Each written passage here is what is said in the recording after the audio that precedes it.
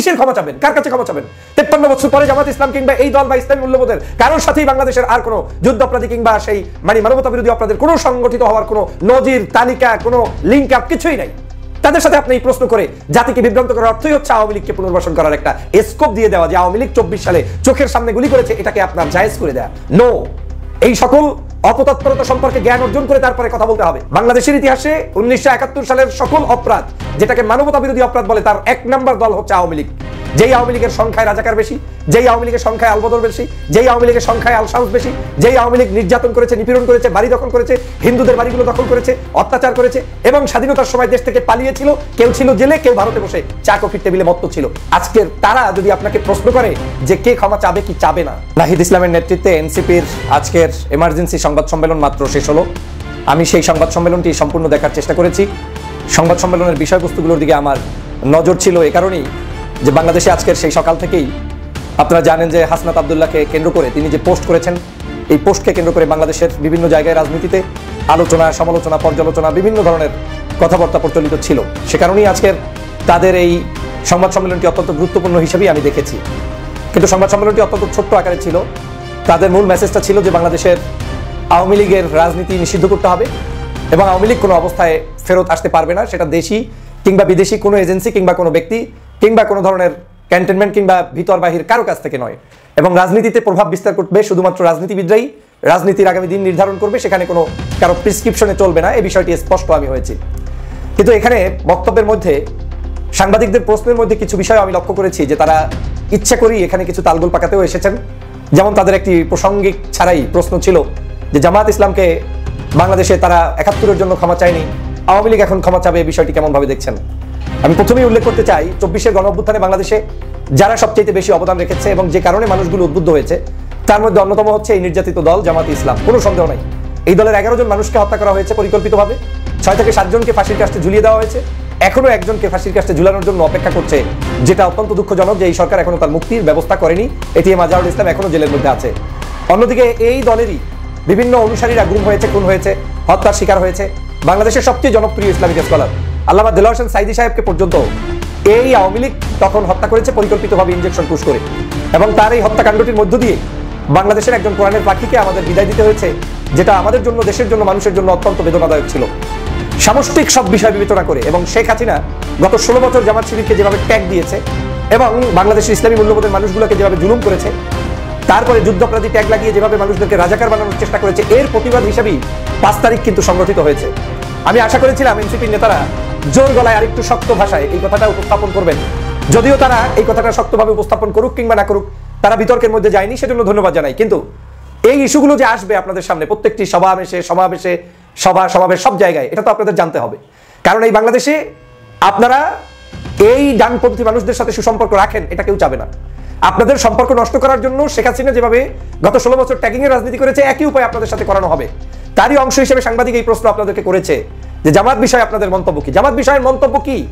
জামাতের বিষয় মন্তব্য তো ক্লিয়ার যে 24-এর আন্দোলনের সংগ্রামের শেখ হাসিনা একজন ব্যক্তিকে রাজাকার বলার কারণে সমগ্র মানুষ সেখানে আপনার কি বলে বেগম রোকেয়া হল থেকে শুরু করে সব জায়গা থেকে বের হয়ে মিছিল করে, মিটিং করে তারপরে রাজপথে নেমে গিয়েছে এই শুধু শেখ হাসিনার শব্দচয়নের জন্য।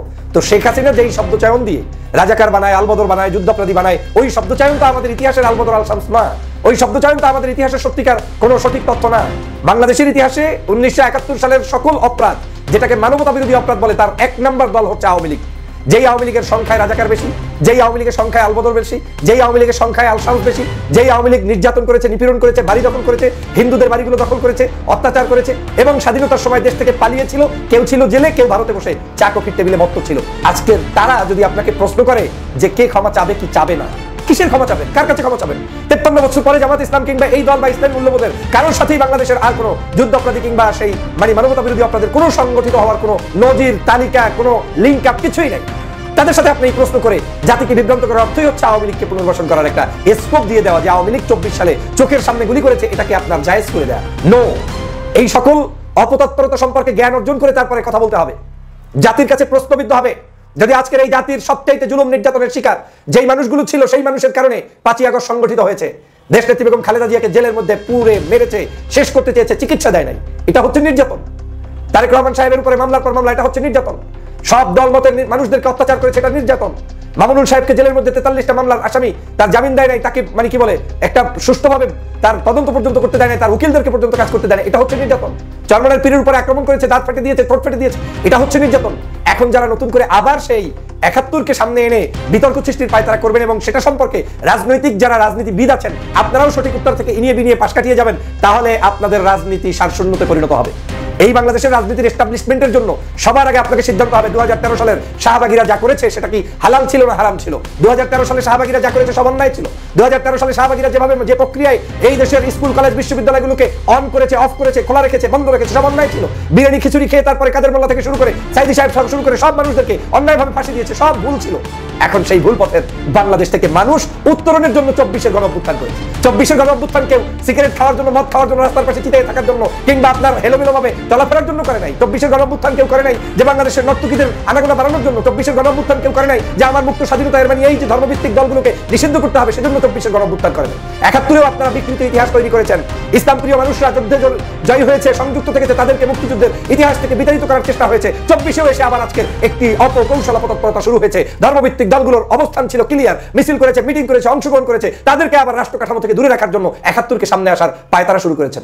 না, 24-এর গণঅভ্যুত্থানে যারা জীবন দিয়েছে, প্রত্যেকটি নাগরিক শহীদ হওয়ার জন্য জীবন দিয়েছে, না হয় গাজী হওয়ার জন্য জীবন দিয়েছে। ইসলামিক থটের উপর ভিত্তি করে তারা এই আন্দোলনে সম্পৃক্ত হয়েছে। তারা কোনো দুনিয়াবি এমপি মন্ত্রী কিংবা কোনো বিশেষ কিছু পাওয়ার জন্য হয় নাই।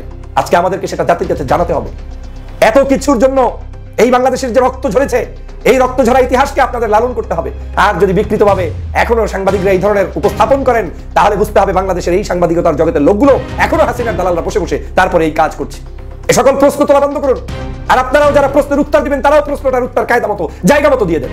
আমার সাথে কার ঐক্য হবে হবে না, আমি কার সাথে বসবো না, সে সিদ্ধান্ত আমার।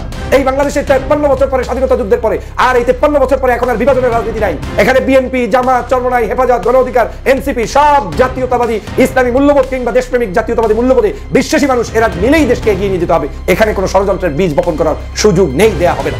প্রিয় দেশবাসী, আজকে সে কারণেই আমি বলছি, আজকের এই ষড়যন্ত্রবাজরা যে কোনো মূল্যে ষড়যন্ত্র করছে। এই ষড়যন্ত্রের মূলোৎপাটন করার জন্য আপনাদেরকে সোচ্চার থাকতে হবে।